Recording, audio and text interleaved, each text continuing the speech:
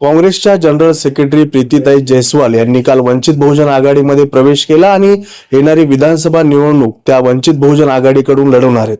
माझ्यासोबत स्वतः प्रीतीताई जयस्वाल आहेत. वंचित बहुजन आघाडीमध्ये प्रवेश केला, खरं तर वर्षानुवर्ष काँग्रेसमध्ये काम केले तुम्ही आणि अचानक हा निर्णय घेणं म्हणजे कसं काय वाटतं?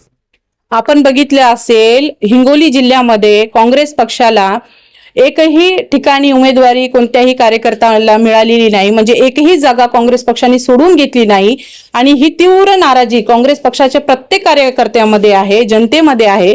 कारण की आपण बघू शकता, लोकसभेमध्ये काँग्रेसची ही जागा असताना लोकसभेमध्ये उमेदवारी कोणाला देण्यात आली? उबाठाच्या कार्यकर्त्यांना देण्यात आली. त्याच्यानंतर कळमनुरीची जी जागा काँग्रेसकडे होती ती जागा सुद्धा उबाठाला देण्यात आली. त्याच्यानंतर हिंगोलीची प्रस्थापित जागा जी काँग्रेसची होती त्या ठिकाणी 7-7, 8-8 इच्छुक उमेदवार होते आणि ते उमेदवार एवढ्या ताकदीने कामाला लागलेले होते.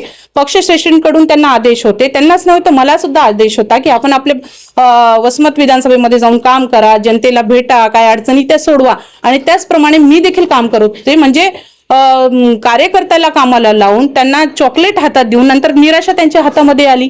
म्हणजे काँग्रेसच्याच नेत्यांनी काँग्रेसला संपवण्याचं काम आज हिंगोली जिल्ह्यामध्ये केलेलं आहे. आणि आज आपण बघू शकता, जसं आपण म्हणले की मी 10 वर्षापासून काँग्रेस पक्षामध्ये काम करते, एक निष्ठेने काम करत होते. पण एक महिला म्हणून मला या ठिकाणी संधी मिळायला पाहिजे होती, पण मला या ठिकाणी संधी मिळाली नाही.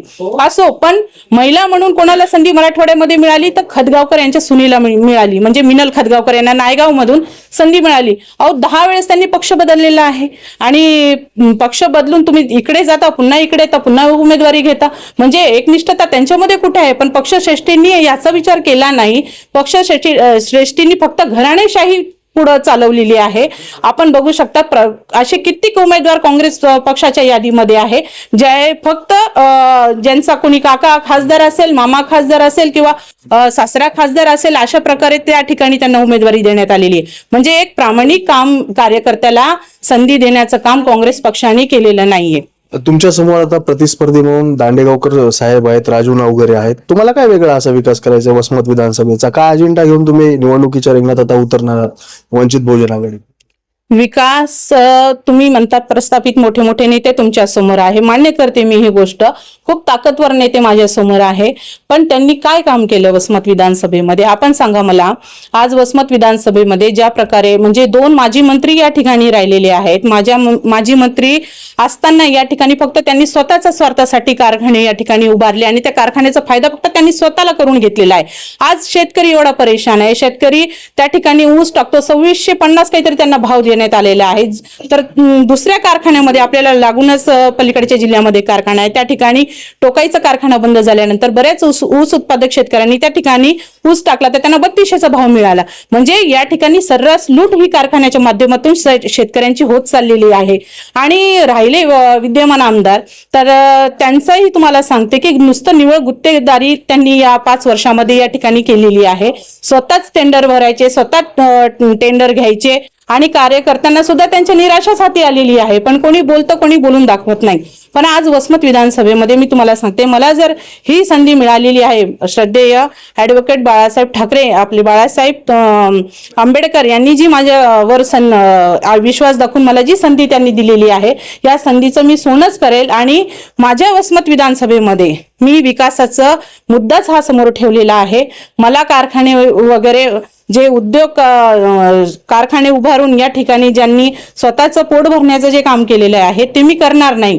या ठिकाणी माझ्या दृष्टीने मला वसमत विधानसभेचा जो विकास आहे तो या ठिकाणी एखादा मोठा प्रकल्प आला तर त्या ठिकाणी बेरोजगारांना रोजगार मिळेल, महिलांना रोजगार मिळेल, या दृष्टिकोनातून माझा विकासाचा मुद्दा समोर आहे. 2019च्या निवडणुकीत वंचितच्या उमेदवाराला 25,365 इतकं मताधिक्य भेटलं होतं. कसं मताचं नियोजन जुळवणार आहात? तुम्हाला 40चा टप्पा पार करावा लागणार आहे. निश्चितच करू, कारण की वसमतची जनता ही त्रस्त झालेली आहे प्रस्थापितांमुळे आणि जनतेवर माझा पूर्ण विश्वास आहे. जनता ही प्रामाणिक कार्यकर्त्यांसोबत राहील, प्रामाणिक उमेदवारासोबत राहील, मला पूर्णच विश्वास आहे. कारण की आपण सांगत आहात की 25,000 मतदान हे विधानसभेला होतं 2019ला, तर यावेळेस लोकसभेला त्याचं प्रमाण वाढलेलं आहे मतांचं.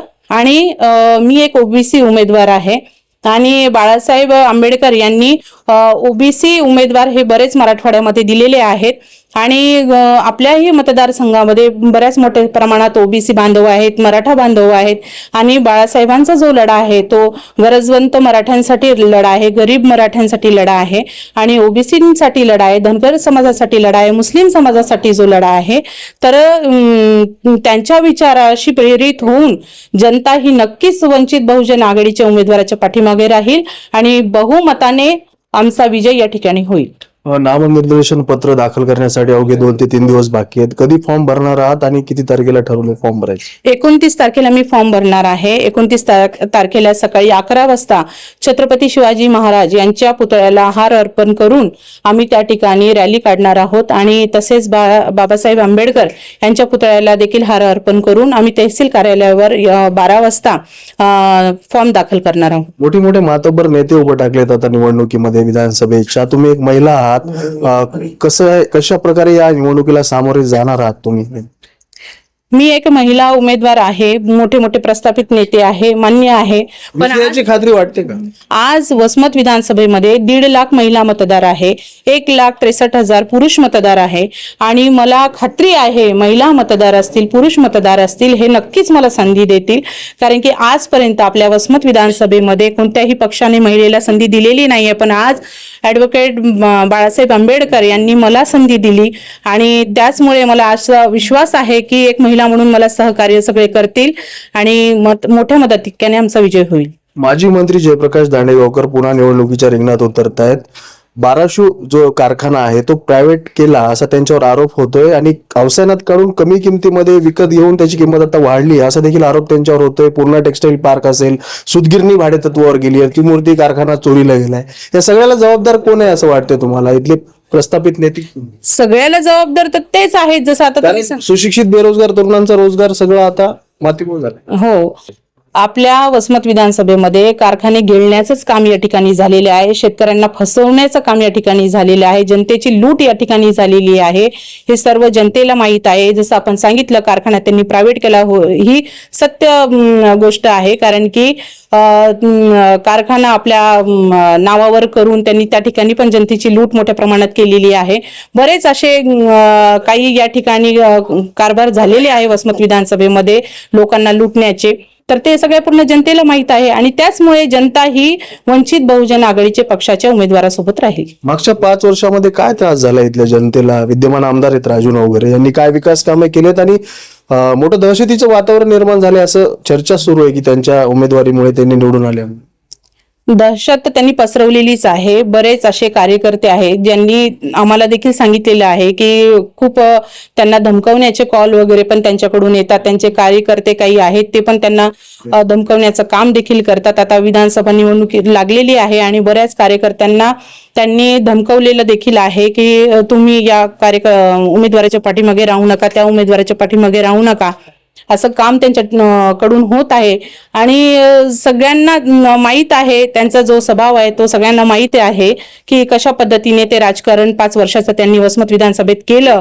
फक्त गुत्तेदारी करून आपलं पोट भरण्याचं काम त्यांनी केलेलं आहे आणि 10-5 कार्यकर्त्यांना त्यांनी असं ट्रेन केलेलं आहे की समोरच्या व्यक्ती जर खरं बोलत असेल तर त्याला कशा पद्धतीने दाबायचं, साम दाम दंडभेद सगळं ते वापरत आहे. तर त्याचमुळे वसमतीची जनता ही खूप हुशार आहे आणि त्यांना माहित आहे की सत्य काय आहे. त्याचमुळे जनता ही आपल्या मताच्या माध्यमातून त्यांना दाखवून देईल. काँग्रेसचं मोठं संघटन होतं तुमच्या पाठीमागे, काँग्रेसचे नेते देखील आता तुमचं काम करणार आहेत का वंचित बहुजन आघाडीचं? तुमच्या सोबत आलेत कसे? माझ्यासोबत मी आता कोणाला पण घेतलेलं नाहीये. म्हणजे माझ्यासोबत मी स्वतः प्रवेश हा राजगृहावर जाऊन काल केलेला आहे आणि काँग्रेसचे जे कार्यकर्ते आहेत त्यांच्या हातात ही निराशा आलेलीच आहे. कारण की जिल्ह्यामध्ये एकही उमेदवाराला संधी मिळाली नाही विधानसभा निवडणूक लढवण्याची. त्यामुळे ही तीव्र नाराजी काँग्रेस कार्यकर्त्यांमध्ये आहे. तर मला त्यांच्याकडून ही अपेक्षा आहे की सर्वांनी साथ द्यावी माझी आणि या विधानसभा निवडणुकीमध्ये मला निवडणूक जिंकण्याची संधी मिळावी. खात्री वाटते का विजयाची? वसमत विधानसभेतील जनता ही तुमचं पारडं जड करेल? 100% मला खात्री आहे की वसमत विधानसभेतील जनता ही एक प्रामाणिक कार्यकर्ता म्हणून माझ्यासोबत राहील आणि मला नक्कीच साथ देईल. 1001% आमची विजय हा निश्चित आहे. आणि ज्याप्रमाणे जनतेमध्ये आम्ही जात आहोत आणि जनतेमध्ये आनंदाचं वातावरण हे आम्हाला बघायला मिळत आहे की ताई आपण जो निर्णय घेतला तो योग्य निर्णय घेतला असं मला सर्वत्र कार्यकर्ते आणि पदाधिकारी जनतेकडून शुभेच्छा पण मिळत आहे की माझा जो निर्णय आहे तो योग्य आहे. नक्कीच आपण पाहू शकतो या उद्या वंचित बहुजन आघाडीच्या उमेदवार वसमत विधानसभेच्या उमेदवार प्रीतीताई जयस्वाल आणि काही दिवसातच ते आपला उमेदवारी अर्ज दाखल करतील आणि 100% माझा विजय होईल, वसमतची जनता ही माझं पारडं जड करेल, अशा प्रतिक्रिया वंचित बहुजन आघाडीच्या उमेदवार प्रीतीताई जयस्वाल आपल्याला देताना पाहायला मिळतात. दिनेश कुलकर्णी, युवा क्रांती न्यूज, वसमत.